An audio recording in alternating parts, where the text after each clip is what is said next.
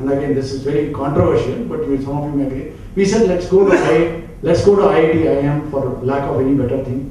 Let's get 5 people from the top IIT IIM, okay, right?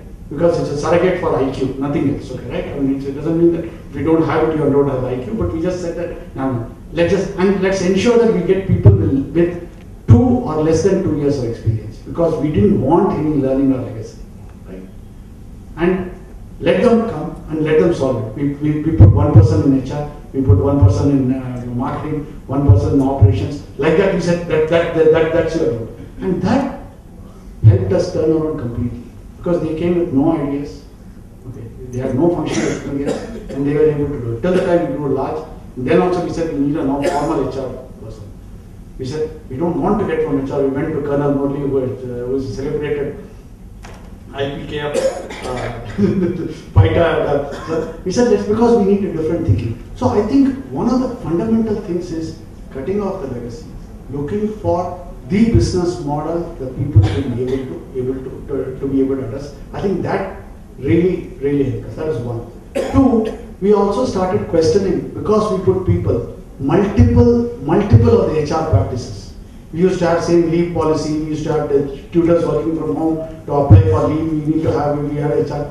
Then over a period of 6 months, these people came up with the idea that there is no need for HR department. There is actually no need for all of this. So in 6 months, we made the HR responsibility of the employee itself. So when they used to log in, they used to have the portal, they can apply, they can not just apply for leave, they can actually block the calendar, saying that these days I'm not here. There's no approval needed. As long as the system will not allow them to block, they have sessions scheduled. If they don't have sessions scheduled, the system assumes that they can go on leave. Because what the manager would have done, would have only negotiated with them, don't go this, that, and all that. The computer can do today. So at any point of time, dynamically, we knew exactly what was the availability of people, what is available for scheduling. Technology did that. That was great.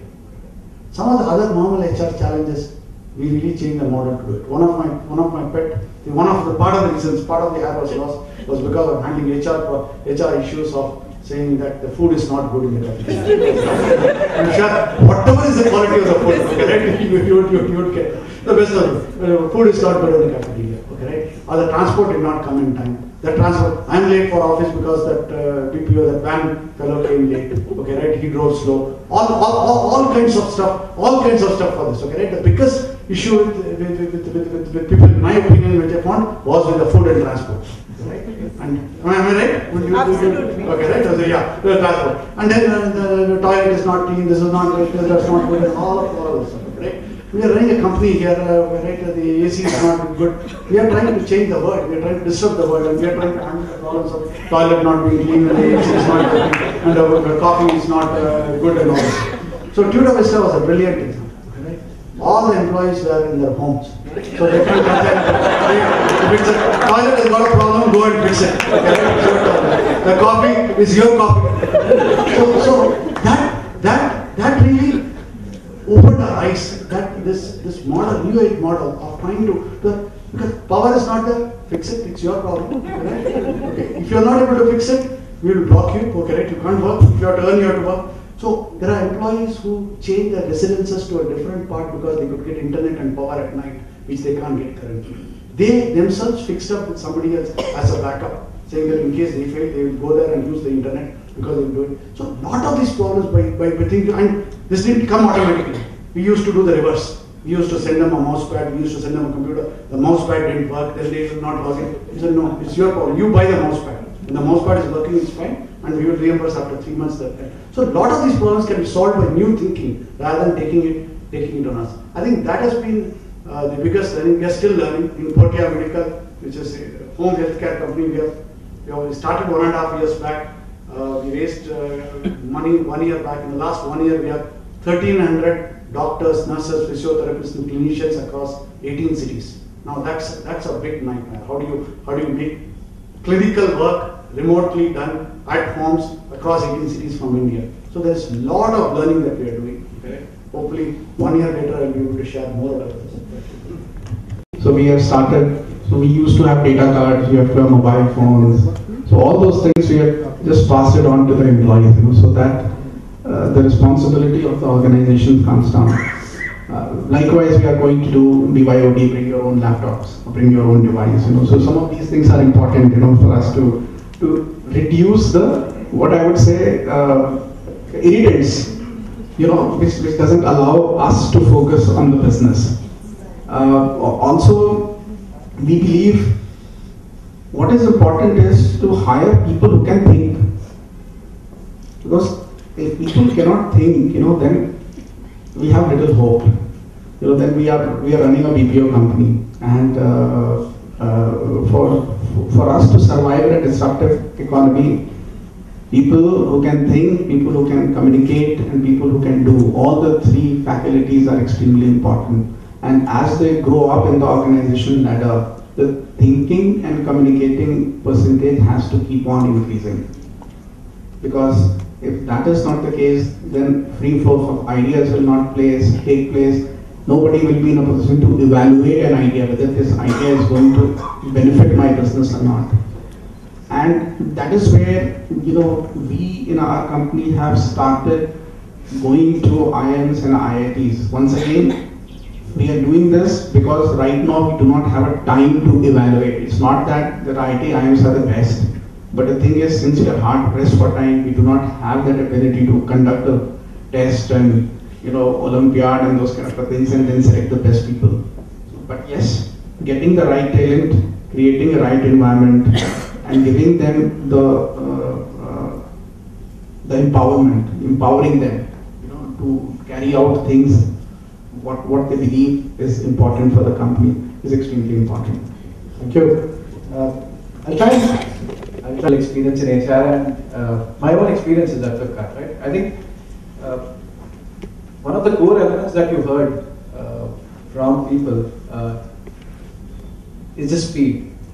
Right? That in the world that we live in today, the importance of speed is super high. As in it's reflected in various ways in each one of them what they said, whether they don't have time to evaluate, whether you have to get things going the next day and you can't wait for as in tens of days. How can you get something to market ASAP? Because only when you experiment, you know that, hey, will this work or not? How do you create a mashup that you can quickly get feedback on and then figure that out?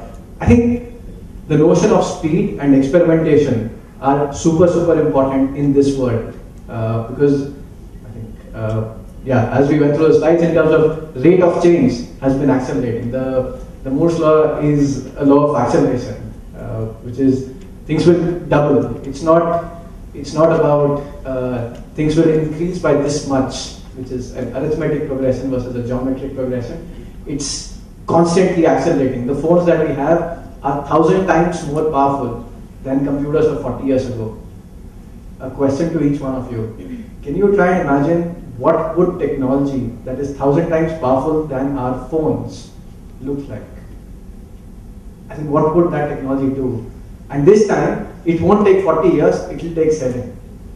In 7 years, you will have technology that is way more powerful than what you can see today. So speed and experimentation become a core tenet. I think what Ganesh said and what I said in terms of ability to apply concepts, right, and not necessarily look at pedigree or solving the same problem, because the world is changing. Past performance isn't necessarily a great indicator of future success. That's generally been the case so far, but in that 3x3 of performance versus potential, if you could start skewing way more on potential, start becoming a lot more scientific. So one of the largest challenges I had when I started learning about HR is like, yeah, potential, it's a good thing, but how do you measure it? I know how to measure performance, and as in I've done that, I've run technology, so I know how to measure performance, but how do you measure potential?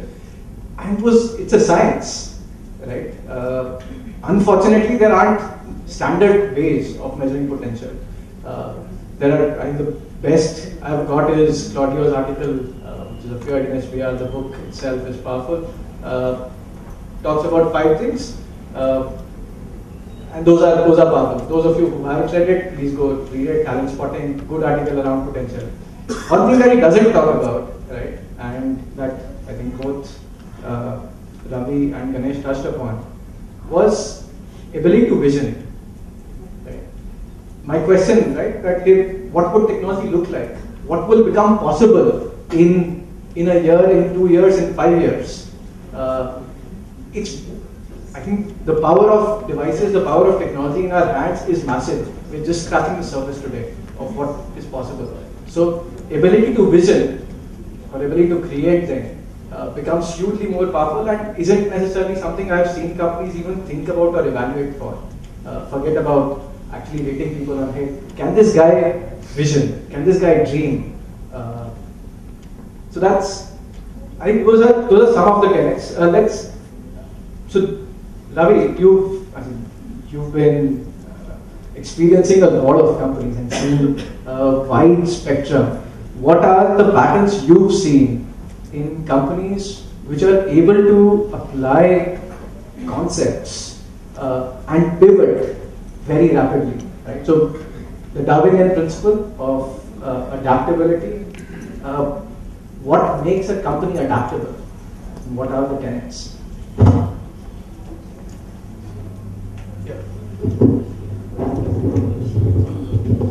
No, so it's very different for different companies. You know? I think the experience that Ganesh, the technical experience, has a high degree of human interaction, service component to it too, right? It's technology plus a lot of human beings involved. If you were trying to put together a company that was trying to build the next Oculus, it would be very different. You would need to, it would be a combination of visionaries, a combination of, deep technologists. You would have to bring together that. Right? That's what I meant by the mashup. Yeah. And what I meant by you, especially in deep technology companies now, you need to find the guy who built Oculus, for instance, is only 20 years old.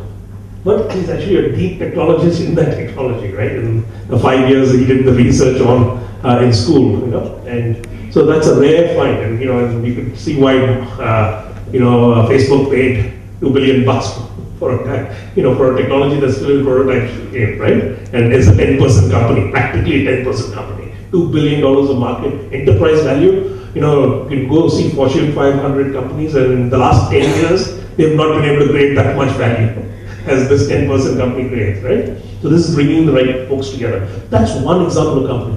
I tell you this from the, to answer your question very directly, all the interactions I've had, lots of Fortune 500 CEOs are all scratching their head, not because they're worried about today, but they're worried about 5 years from now. What will happen to their business model? What will happen? Who will disrupt them? How will they keep growth going? A lot of these stocks have growth built into them, implied growth. If that slows down, suddenly the stock, the PE drops, and suddenly you're not able to do a lot of projects, you're not able to innovate, you're not able to even hire people, you're not able to keep the right talent. And that's how these, to the example of, you can't name a lot of the Fortune 500 companies that existed 25 years ago, they're still not here today. That's what happens. That growth disappears, and boom, the stock tanks, and then it disappears. Somebody else comes and buys the company, right? So I think all the Fortune 500 company CEOs are trying to figure out how to engage with innovation, how to not get kind of disrupted across the board. In May I met John Chambers, and he put up 6 companies on a whiteboard like this, and Cisco is one of those. I won't name the other 4, but he says of these 5, 3 are going to be practically out of business 10 years from now. And he says, I'm not sure that Cisco is going to be one of the 2 that survives. That's the big question for me. He says, I'm going into a software-defined world, and today I'm the top dog. But in a software-defined world, suddenly everything is being redefined. And there's going to be 4 waves of innovation over the next 10 years. And if I don't catch those waves at the right time, I may be gone, right? In some sense. So I think, while startups may feel embattled and challenged, I think the big companies do too, in terms of trying to figure it out. I think the nimble will survive. Those that are flexible in their mind, are able to move fast, are able to make decisions fast, they will survive, I think, and do well,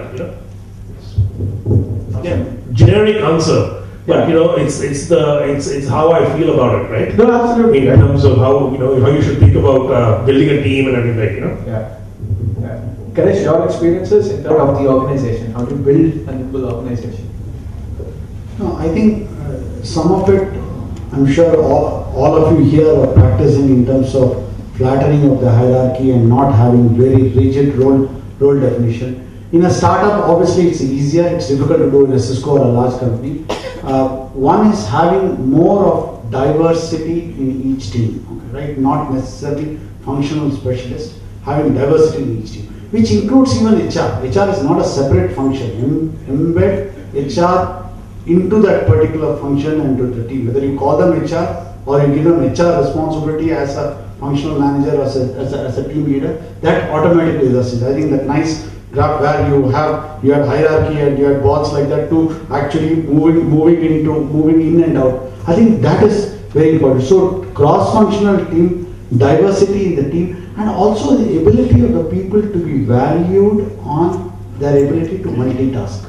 Because it is whether you pivot or you respond to competition or market, it is certain, one thing is certain that it will change. So the core skill set, in addition to functional skill set, is the ability to be able to multitask, individually to be able to do it. So the breadth has become key. I'm not saying you will not need genetic engineers, nuclear scientists or bioengineers. There will be a deep domain that is there. Okay, right? That we call it the domain part of it. But 80% of the balance, whether it's 80 or 90, will come from the ability to be able to multitask.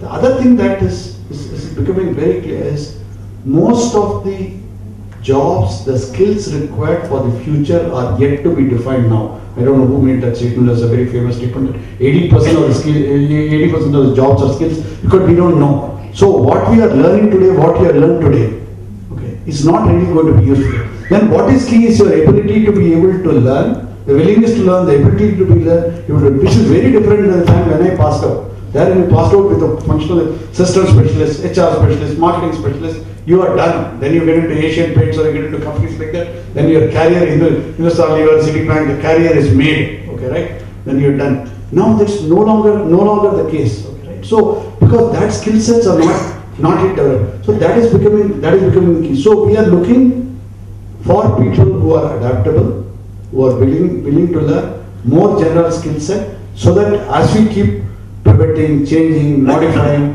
they are able to adapt. And functions like HR, for example, embed into each of the teams and functions so that it's no longer. And same thing is true with HR. They need to be experts in this. So each is as much a business person. Okay, right? They're an HR person. Okay, it's part of every business vision. At least I have seen in Tesco. I'm sure now it's happening continuously. And same was true with Tudor Vista with Colonel Murli, where it's part of each of the districts. Apramya, if you could talk about how do you drive speed in that culture? I know in that startup you talked about the 10 p.m. interview and that itself drives speed, and there is a lot of that. What are some other ways in which? What's the accelerator? It's a car.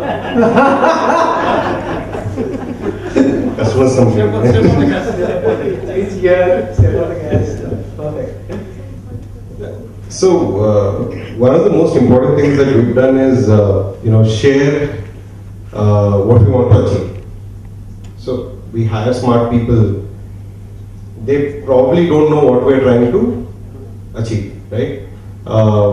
When we started, I don't think we visioned disrupting any particular industry. So we were just, okay, there's a pain point, there's a consumer who wants a taxi, let's send one taxi. So that's how we started off. But, in that course, mobile app, so the whole mobile replacing whatever 40,000 rupee technology that was supposed to be in the car was what disrupted everything. So if we had gone to a driver and said, you put 40,000 rupee technology in your car, they would have said, I'm happy with whatever I'm doing.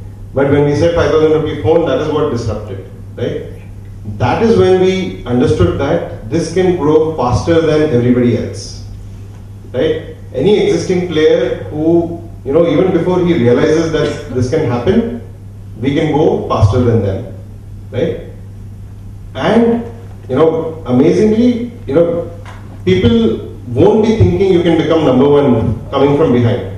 So you're giving a cab to a person. Finally, there were people who were much, much bigger than us when we started off and all those things.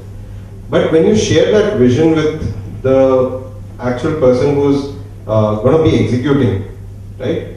Communicate that vision well and say, boss, in 1 year, you can actually beat this person.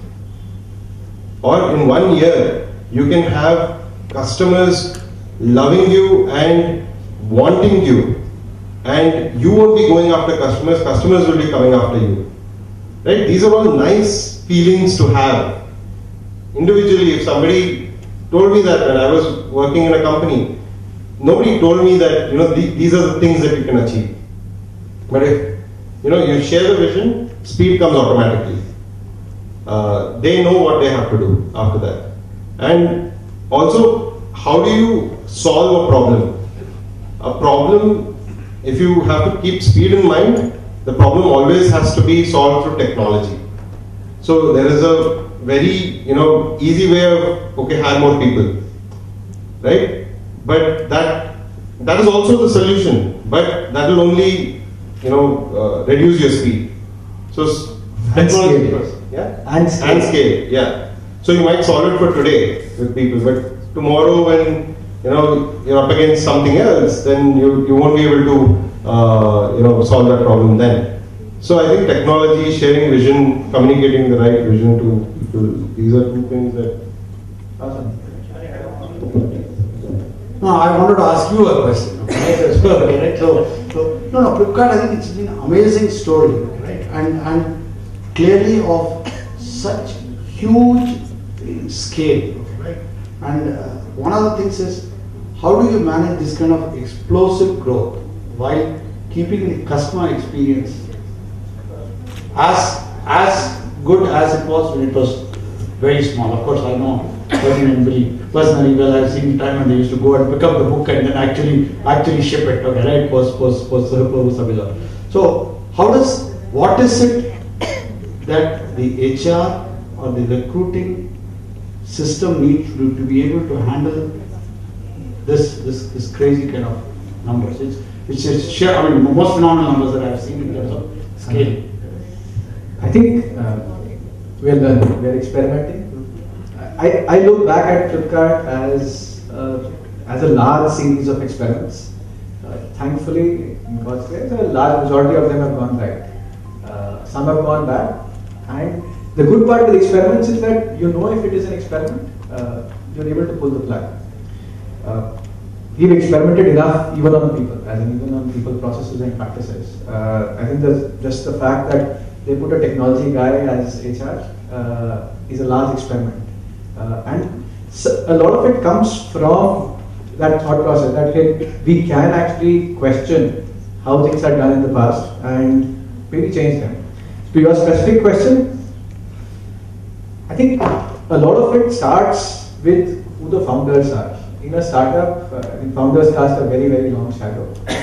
Their personalities define the culture to a large extent, right? So, back in 2009 when I joined, for example, I had seen Sachin, Vineet, Pak go on bikes, do whatever it took for ensuring that speed of delivery and the customer experience was maintained high, having their own personal numbers on the website for customers to call, things that could have been delegated away, and by then there were people that you could delegate to, but this was close to your heart. And I think what defined them has then extended in the organization in terms of people who've come in, are the people who like that. That's a culture part. Exactly. And I'm just trying to put, culture is a fuzzy word, I'm just trying to put nuances in terms of how does culture happen. Culture happens by actions. Culture doesn't happen by writing, here are your values and this is what you want to do or this is what you want to hire for. But culture mostly happens by actions. Actions around who you hire, who do you promote, who do you reward, how do you structure yourself. All of these are actions that tell the organization something, that something is valued more than the other, and you're promoting that behavior all the time. So that's my read of what drives culture. And in our organization, I think that the three pieces that have happened, first and foremost, is that customer centricity, right? And it's like in 2010, we were all used to, hey, there would be a one-liner email about a tweet about a Flipkart experience from a customer, from one of the founders or one of the leaders, and that would be taken super, super seriously in the organization, right? And to start with, it was from one of the founders, but then it was cultural, right? That any employee sending a note about, hey, here is this experience, somebody would look at it and somebody would try to solve for it. And that's what defined that culture. So that customer centricity and speed are two other pieces.